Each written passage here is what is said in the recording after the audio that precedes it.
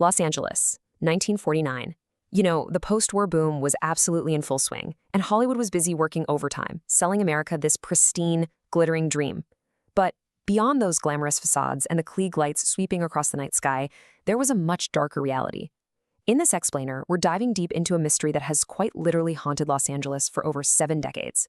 We're going to examine the evidence, the timelines, and the shadows of the city to really try and understand the chilling disappearance of a young mother named Jean Spangler.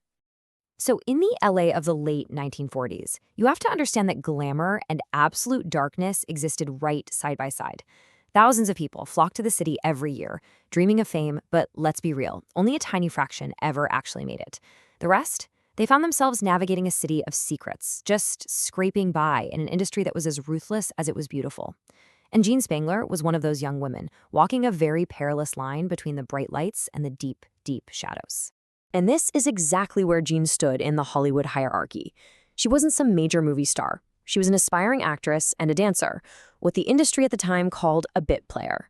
She took these minor, often totally uncredited roles in films like When My Baby Smiles at Me, Chicken Every Sunday, and Young Man with a Horn. But more importantly than any of that, Jean was a working mother. She had just recently won a really bitter custody dispute over her 5-year-old daughter, Christine, and she was living with family, desperately trying to build a stable future for the two of them. Part 1. The Last Night. Okay, to understand what went wrong, we have to trace her final steps. Around 5 p.m. on that fateful Friday, October 7th, Jean said goodbye to her little girl. She told her sister-in-law, Sophie, that she was going out to meet her ex-husband, Dexter Benner, to talk about his child support payments. After that, she claimed she was heading over to a movie set for a night shoot. At roughly 6 p.m., a witness actually spotted her at the farmer's market, which was just a few blocks from her home, and they noted she looked like she was waiting for someone. Later that evening, Jean called Sophie, saying she wouldn't be coming home that night because she had to work a full 8 hours on set. And that call? That was her last known communication. So when Jean didn't come home by the next morning, her worried family contacted the police. And this is exactly where the story just completely fractures.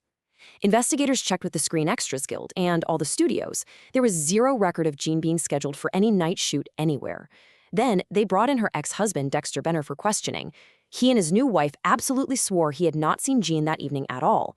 So if she wasn't at a movie set and she didn't meet her ex-husband, where was she actually going and who was she waiting for at the farmer's market? Part 2. A purse in the park. The answer to that question might actually lie in a truly chilling discovery that was made 2 days later, on October 9th.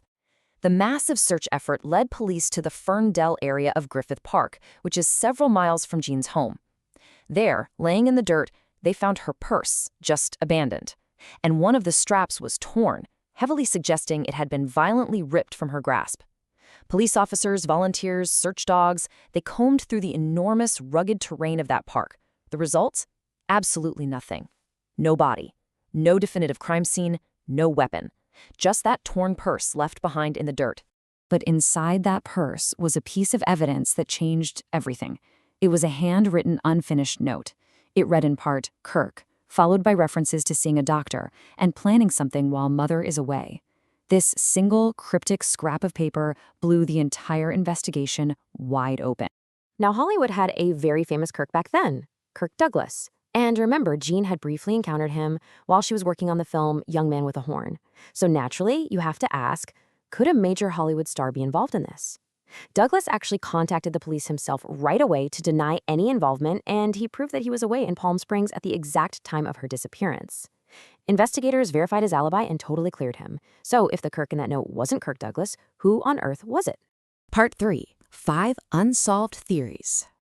Without a body, and with the totally unidentifiable name on a torn piece of paper, detectives were pretty much forced into digging through the shadows of Jean's life. Over the decades, investigators have narrowed the speculation down to 5 distinct, though unproven, possibilities. We're looking at an accident or medical emergency, foul play by her ex-husband, a secret romance gone wrong, involvement with the Los Angeles underworld, or a voluntary disappearance. Let's break these down, starting with the theory tied directly to that cryptic note. So, the note explicitly mentioned a doctor, and friends had reportedly told the police that Jean might have been pregnant at the time.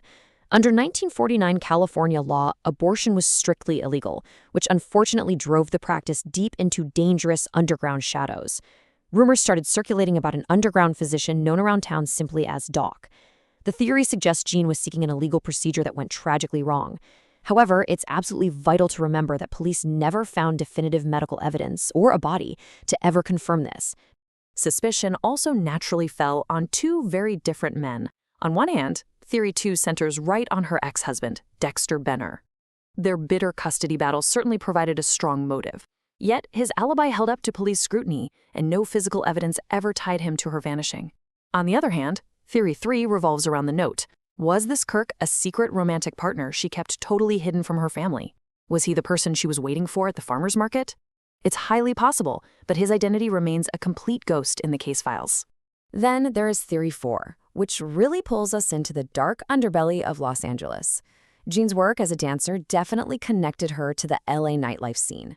And, suspiciously, a man named Davey Ogle, who is closely associated with the notorious mobster Mickey Cohen's circle, vanished just 2 days after Jean did. Was she abducted by gangsters? Did she simply know too much? While the timing is incredibly suspicious, historians and investigators always remind us that coincidence is not evidence. There is absolutely no definitive proof connecting Jean's fate to organized crime. And this brings us to the real danger of Hollywood myths. Because Jean disappeared just 2 years after the horrific murder of Elizabeth Short, who you probably know as the Black Dahlia, some reporters desperately tried to link the two events. Both were young, dark-haired women navigating the fringes of Hollywood. But let me be absolutely clear about this. There is zero established evidentiary link between these two cases. Connecting them is pure speculation, and honestly, doing so turns a real missing woman into just another character in a Hollywood ghost story. Part 4, Left in the Shadows. Which brings us to the final theory, and the really grim reality of what was left behind. Did Jean simply walk away and start a new life voluntarily?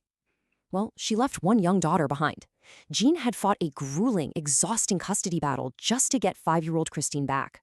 When you combine that fierce maternal devotion with a violently torn purse found in the dirt of Griffith Park, a voluntary disappearance becomes incredibly difficult, if not completely impossible, to reconcile with the facts. Still, the police searched. Her photograph was circulated everywhere. Over the years, desperate tips poured in. Unconfirmed sightings from all across California spreading deep into Arizona and all the way down into Mexico. A reward was even offered, but not a single sighting was ever verified. There was never a confession, no remains were ever recovered, and no definitive suspect was ever named. For more than 70 years, there has been nothing but silence. Generations of detectives have opened this file, stared at the photo of that torn purse, and read that cryptic note to Kirk, just hoping to finally piece the puzzle together. Jean Spangler wasn't some noir trope. She was a real person, a mother just trying to survive, whose life was abruptly and violently interrupted. And that leaves us with a truly haunting reality. Somewhere between the farmer's market and the rugged trails of Griffith Park, Jean vanished forever. Will a forgotten document, a deathbed confession, or a buried piece of evidence ever emerge from the shadows to finally solve this cold case? Until then, we are left to ask, where did Jean Spangler go?